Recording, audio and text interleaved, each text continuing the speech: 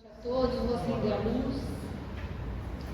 Então, hoje nós temos o prazer e a alegria de receber o Luiz Carlos Laranjeira, orador espírita, amigo nosso, que ajuda na nossa casa. E ele tem o tema da noite, do Evangelho segundo o Espiritismo, capítulo 20, os trabalhadores da última hora. Vamos envolvê-lo com todo o nosso amor para ele poder desenvolver o tema da noite.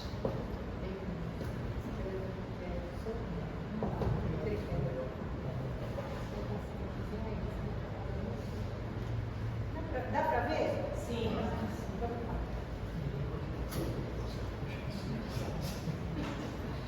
Boa noite a todos, sejam bem-vindos. Todos ouvem bem, no fundo? Sim. Ótimo.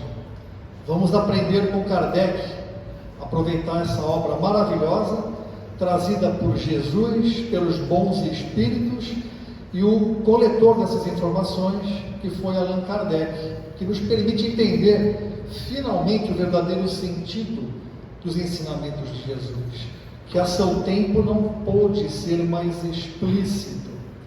Naquele momento, nós, humanidade, ainda não havíamos alcançado um grau de maturidade suficiente para entender a plenitude das palavras do Mestre.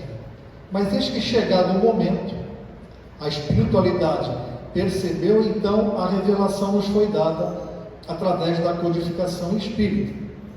E um dos principais livros, o Evangelho segundo o Espiritismo.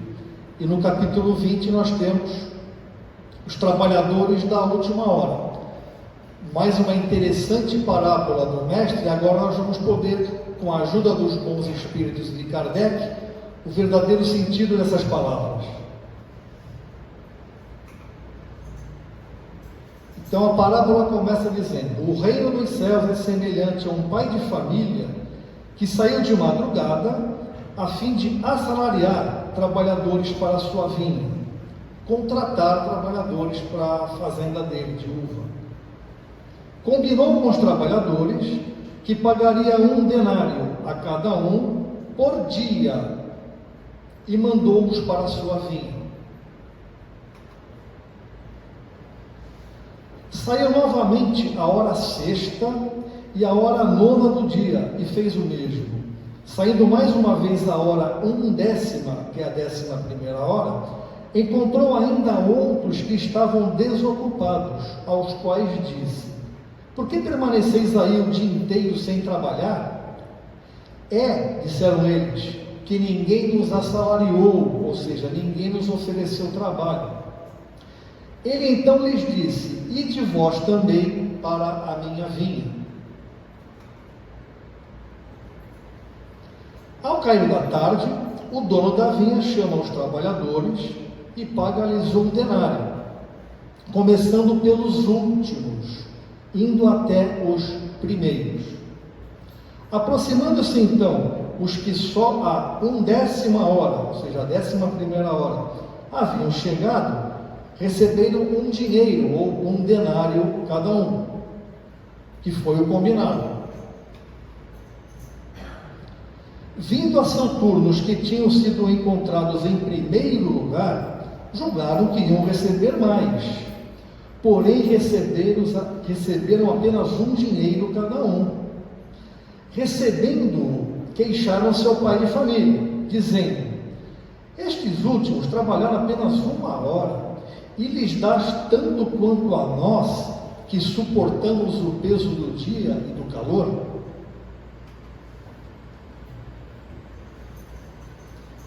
Mas, respondendo, disse o dono da vinha a um deles: meu amigo, não te causo dano algum. Não convencionaste comigo receber 1 dinheiro pelo teu dia? Toma o que te pertence e vai-te. Apraz a mim dar a este último tanto quanto a ti. Não me é então lícito fazer o que quero? Tens mau olho porque sou bom?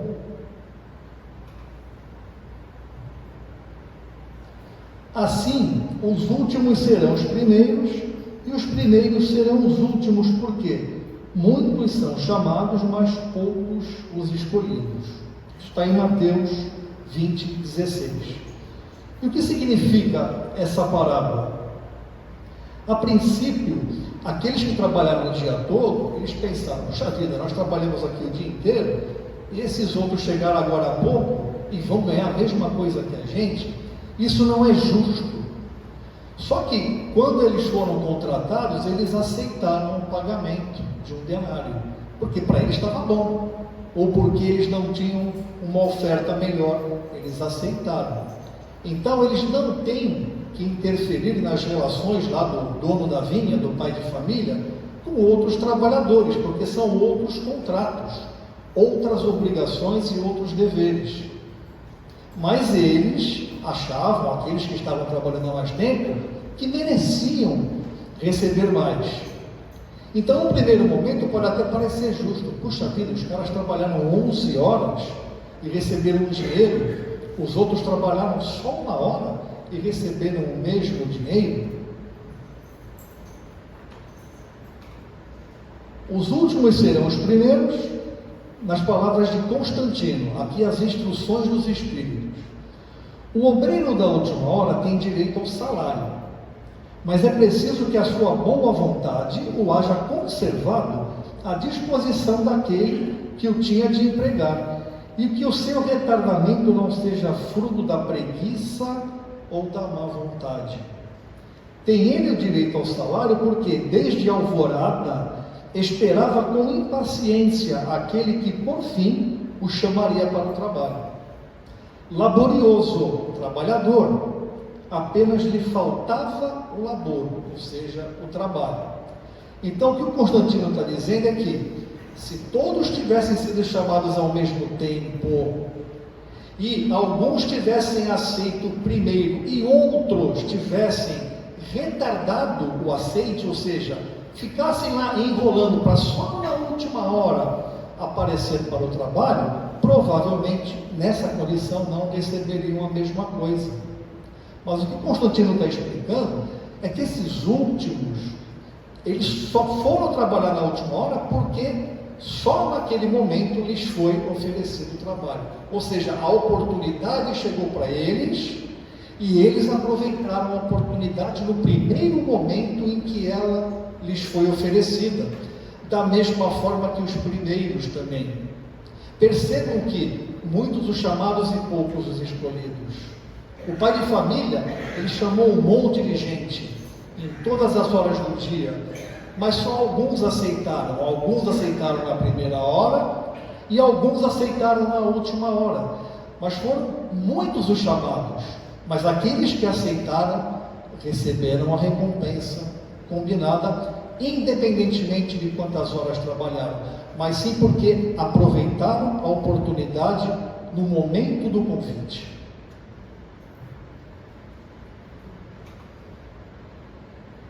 Entendendo a parábola, o pai de família é o Criador, é Deus. A vinha, a plantação, é o universo. Os trabalhadores somos nós, seres humanos, encarnados aqui nesse planeta. O trabalho na vinha é o trabalho no bem. As horas é qualquer período de tempo, que foi representada pelas horas para fazer analogia com um dia de trabalho. Mas, na verdade, as horas, do ponto de vista da explicação, são meses, anos, décadas e até séculos que separam os momentos em que cada trabalhador foi convocado. E o salário, aquele dinheiro, na verdade, é a felicidade, é o grau do espírito elevado, é o topo da escala da evolução. O espírito trabalha no bem, se desvencilha de todas as suas fraquezas, repara todo o mal que causou na trajetória e alcança a condição de espírito elevado. Esse é o pagamento de quem trabalha no bem. E a explicação do Henry Heine: Jesus gostava da simplicidade dos símbolos e, na sua linguagem vigorosa, os obreiros que chegaram na primeira hora são os profetas, Moisés e todos os iniciadores que marcaram as etapas do progresso, as quais continuaram a ser assinaladas através dos séculos pelos apóstolos, pelos mártires, pelos pais da igreja, pelos sábios pelos filósofos e, finalmente, pelos espíritas. Vejam aqui a nossa responsabilidade. Estes que, por último, vieram, foram anunciados e preditos desde a aurora do advento do Messias, e receberão a mesma recompensa. Então, fazendo a analogia com a parábola, o Espiritismo, que foi trazido, foi revelado há mais ou menos 170 anos, pode ser considerado como os trabalhadores da última hora, se comparados com todos os outros pensadores, filósofos e profetas que vieram ao longo dos séculos.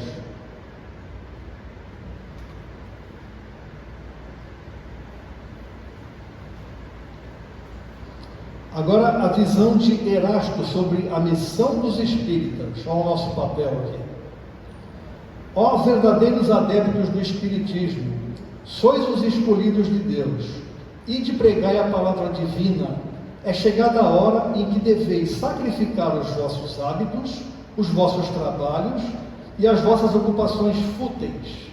Ide e pregai, convosco estão os espíritos elevados. Certamente falareis a criaturas que não quererão escutar a voz de Deus, porque essa voz as exorta incessantemente ao sacrifício. Então o espírito está lá na espiritualidade, e aí ele aceita a encarnação presente, ele se reveste de boa vontade, ele sai de lá cheio de boas intenções, vem com uma carga de trabalho a ser cumprida. Mas aqui somos imersos na matéria, as sensações terrenas, e aí a gente fica meio inebriado e meio que esquece o que veio aqui fazer, e se envolve com essas tarefas fúteis mencionadas por Erasto, e acaba dispensando muito tempo com o material e pouco tempo com o espiritual. Verdadeira razão de ser do espírito e seu mergulho em uma encarnação terrena. E são várias as situações que nos levam a dar mais valor ao material do que ao espiritual. E isso faz parte das provas em que viemos enfrentar. A encarnação é como se fosse o laboratório na escola e na faculdade. Na sala de aula, o aluno vê a teoria. É no laboratório que ele executa, que ele comprova a teoria na prática. Então é submerso na matéria que o espírito realmente põe à prova a sua resolução do trabalho no bem. E prossegue Erasto: pregareis o desinteresse aos avaros, a abstinência aos corruptos, a mansidão aos tiranos domésticos, como aos déspotas. Palavras perdidas eu o sei, mas não importa. É necessário regar com o vosso suor o terreno onde tendes de semear, porquanto ele não frutificará e não produzirá senão sob os reiterados golpes da enxada e da charrua evangélicas. Ide e pregai. Então Erasto está nos conclamando a divulgar a boa nova do Espiritismo. E a gente sabe que muitos ouvirão, muitos concordarão, outros fingirão gostar e entender, mas poucos terão a resolução de realmente aprofundar os seus conhecimentos e tentar pôr em prática aquele caminho que o Mestre veio há 2000 anos trilhar e mostrar. Vejam como eu faço, assim vocês alcançarão a elevação espiritual. E mesmo assim nós resistimos. Mesmo passados 2000 anos, nós temos muita dificuldade em traçar a trilha do Mestre. Mas é por isso que o Espiritismo veio em boa hora nos lembrar de nossas obrigações e de nos relembrar o caminho que o Mestre já havia traçado.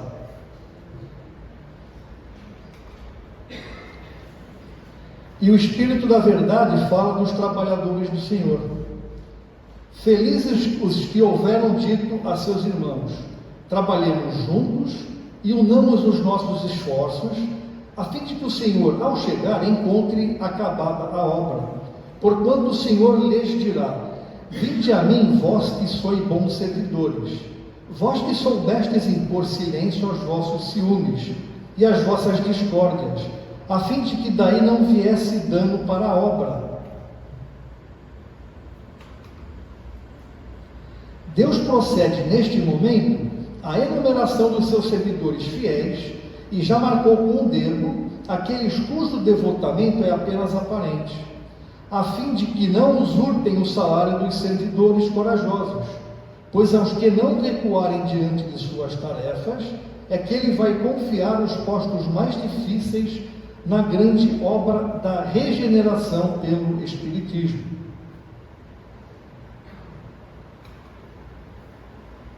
Cumprir-se-ão estas palavras: os primeiros serão os últimos, e os últimos serão os primeiros no reino dos céus. Essa é a contribuição do Espírito da Verdade nesse capítulo de O Evangelho segundo o Espiritismo. Então, ele nos lembra das nossas obrigações. A quem muito foi dado, muito será cobrado. O Espírita tem o privilégio de obter uma explicação racional às parábolas de Jesus. Então, a partir desse momento, ele fica obrigado não apenas a seguir, como também a difundir e ajudar outros semelhantes que também estão aqui em missão do progresso, que também consigam trilhar esse caminho, que todos nós sabemos que não é fácil. Se nós que conhecemos já não achamos fácil, mais difícil ainda para os que não conhecem. Quanta gente perde tanta oportunidade na vida porque está com o foco errado, está com o foco no material, ao passo de que a matéria ela é necessária à encarnação, mas na justa medida de nossas necessidades. E o que nós vemos com frequência é gente usando e abusando da matéria, esquecendo dos seus compromissos espirituais. E isso às vezes acaba levando ao desequilíbrio, à desigualdade que nós vemos em todo mundo. Uns com tanto e tantos com tão pouco. Não é possível que no mundo tão rico e farto, tanta gente ainda passe necessidade material, sem dizer da necessidade espiritual. Então, às vezes, nós temos duas maneiras de ajudar. É aquela cesta básica que a gente dá de vez em quando, mas é também a divulgação da palavra e o conforto. Muita gente, às vezes, precisa de um encorajamento para seguir o caminho que ele já conhece, a trilha já está no coração, mas as cicatrizes da vida, elas vão dificultando o acesso, a memória fica entorpecida, ele já não consegue mais se lembrar o que ele está fazendo. Nesse momento, uma palavra vale mais do que uma cesta básica, para ajudar um irmão a reencontrar aquele caminho, cuja semente foi plantada no coração dele, como a de todo mundo. Deus não concede privilégios, não seria justo, não seria benevolente. Deus nos trata a todos como criaturas. Alguns evoluem mais depressa, outros mais lentamente, cada qual no seu ritmo, mas a oportunidade nos é oferecida a todos. Então, oferecer essa palavra aos semelhantes, para que eles também vençam a inércia e se coloquem na marcha evolutiva, também é um ato de caridade. Nem todos estão dispostos a ouvir, mas cada pessoa que ouve é uma semente a mais que regamos, porque a semente já está lá, só está faltando uma aguinha para fazê-la florescer.